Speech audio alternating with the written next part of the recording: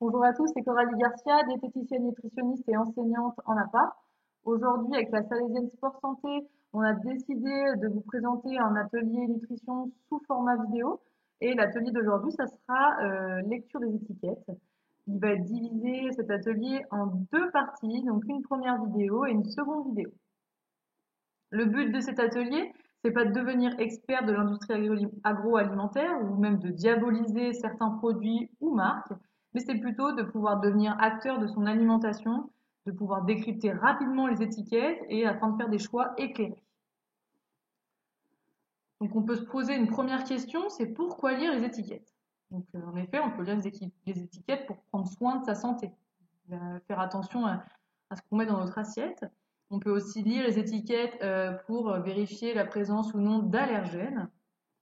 Et on peut aussi lire les étiquettes quand on a une pathologie spécifique, par exemple une personne atteinte de diabète pour compter le nombre de glucides, ou une personne atteinte de maladie cœliaque pour regarder la présence ou non de gluten. On peut lire aussi les étiquettes pour faire des économies. En effet, maintenant, il y a de plus en plus de beaux packaging et bien souvent, ils sont bien plus chers que le produit est de même qualité qu'un autre packaging de couleur moins sympa. Et au final, la qualité nutritionnelle est la même. Donc là aussi, on peut faire des économies en regardant les étiquettes. Et aussi, on peut comparer le prix au kilo parce que des fois, un même produit qui paraît d'avoir la même quantité à l'intérieur, et ben, si on compare au prix au kilo, et ben, on peut avoir des surprises. Voilà.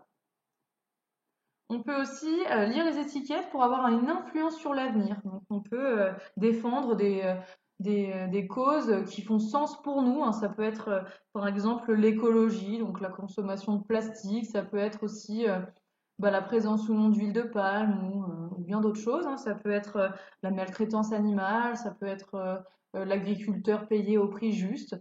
Et en fait, ce qu'il faut savoir, c'est que s'il n'y a pas de consommateur, eh ben, il n'y a pas de produit. Alors, sur les étiquettes, il y a des mentions obligatoires et des mentions facultatives. Voilà. Et les deux, elles sont régies par des règlements et des décrets.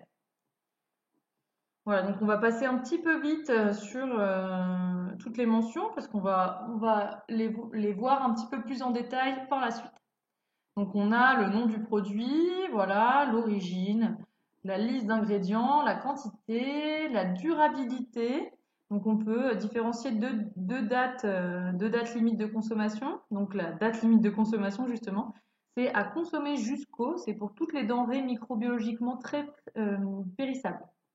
On a aussi la date de durabilité minimale, c'est quand c'est écrit à consommer de préférence avant le.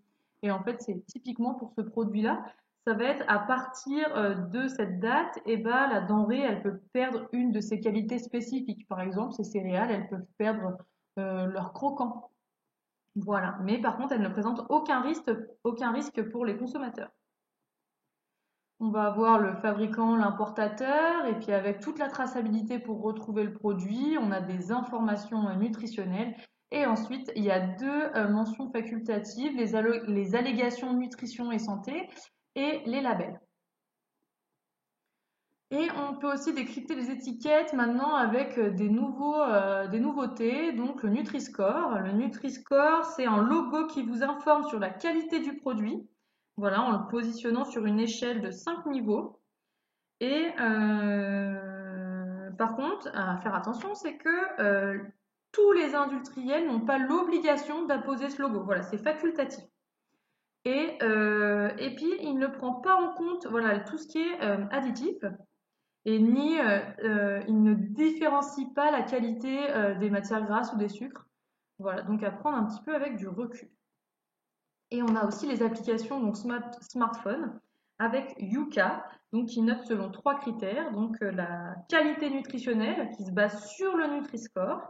On a la présence d'additifs, voilà, à 30%, et puis la dimension biologique aussi. Donc ce qui est intéressant, c'est que aucune marque ou aucun groupe industriel n'influence l'application, mais par contre, encore une fois, si vous scannez un produit comme l'huile, et ben forcément, Yuka vous dira que ce n'est pas bon. Voilà, donc à prendre avec aussi du recul. Ensuite, on peut regarder donc dans un premier temps la dénomination du produit. Ça peut déjà en dire beaucoup. Donc par exemple ici, j'achète de la crème, et ben j'aimerais bien que ça soit écrit crème. Et puis non, du coup, ce n'est pas écrit crème. C'est écrit spécialité laitière, et puis bien sûr en tout petit, hein, parce qu'en fait, cette crème ne correspond pas aux critères d'une crème. Voilà, parce qu'une crème, elle doit contenir entre 12 grammes et 30 grammes de matière grasse, et celle-ci, elle n'en contient que 4 grammes. Ce qui fait que pour donner cette texture de crème, eh ben, l'industriel a dû ajouter des épaississants, des émulsifiants. Et au final, on paye ce produit bien plus cher qu'une crème et en termes de qualité, c'est bien moindre. On a par exemple aussi les nectars de fruits. Donc là, on a un concentré de purée de fruits auquel on ajoute de l'eau, auquel on ajoute du sucre et des vitamines. Donc là aussi, vous voyez que la qualité est bien moindre. Vous avez aussi, quand c'est écrit bien souvent saveur, crabe, c'est généralement ben, le produit, on ne le retrouve pas dedans, hein. Et on a aussi, par exemple, c'est souvent les produits allégés, hein. Regardez là, je cherche fromage râpé, je trouve pas, donc c'est préparation alternative râpée à base de fromage. Donc là, c'est un peu la même chose que cette crème fraîche, voilà. On peut regarder aussi la liste d'ingrédients. Donc en effet, plus la liste d'ingrédients est longue, plus le produit est susceptible d'être modifié, hein. Donc voilà, ça vous pouvez aussi regarder. On peut regarder aussi l'ordre dans lequel est classé les ingrédients, parce qu'en effet, ils sont classés par ordre décroissant. Donc si en première ligne vous avez de l'eau, du sucre ou des matières grasses, bah, c'est peut-être peu intéressant nutritionnellement. Voilà, par exemple, là, cette sauce bolognaise, on s'attend à retrouver de la viande, beaucoup de viande, et au final, bah, premier ingrédient, c'est de l'eau, et la viande, on la retrouve voilà, bien plus loin. Et puis, à contrario, on a cette pâte à tartiner, on dit on va retrouver du sucre de la matière grasse comme la marque bien connue, et au final, bah non, le premier ingrédient, c'est de la pâte de noisette avec du chocolat noir, donc plutôt chouette. Ensuite, on a la composition. Donc là aussi, on peut regarder, voilà, si vous visualisez un aliment qui n'a pas lieu d'être ici, bah, voilà, on peut mettre de côté le produit. Donc par exemple, ici, on veut un nem aux crevettes. Et en fait, je retrouve bah, du cabillaud, voilà, ici. Et aussi, on peut regarder la présence d'additifs. Voilà, les additifs, donc c'est toutes les substances ajoutées intentionnellement aux aliments. Donc c'est pour exercer une fonction technologique spécifique. Ça peut être pour l'épaissir, le colorer, même le sucrer, le conserver. Voilà, et à savoir qu'ils sont toujours inclus dans la liste d'ingrédients. Hop. Et on les reconnaît par leur nom ou soit parce que il y a un code européen commençant par E suivi de 3 ou 4 chiffres. Voilà. Et à savoir que il y a deux types d'additifs, donc des naturels et des artificiels. Et dans chaque produit, la dose utilisée, elle ne fait courir aucun risque au consommateur, hein. Le problème, c'est que si on consomme des produits avec beaucoup d'additifs tous les jours, et ben là, quand on met tout ça bout à bout, et ben il y a un risque pour la santé. Voilà. Et généralement, quand on a un additif, et ben ça crée un petit peu une cascade. Je vais vous montrer un exemple, par exemple, avec la charcuterie. Voilà, le jambon blanc, vous savez, qui est gris de base.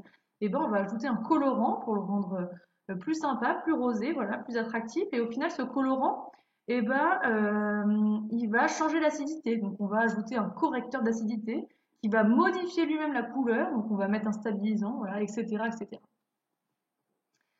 Donc, on a terminé pour cette première partie. Je vous retrouve dans la prochaine vidéo.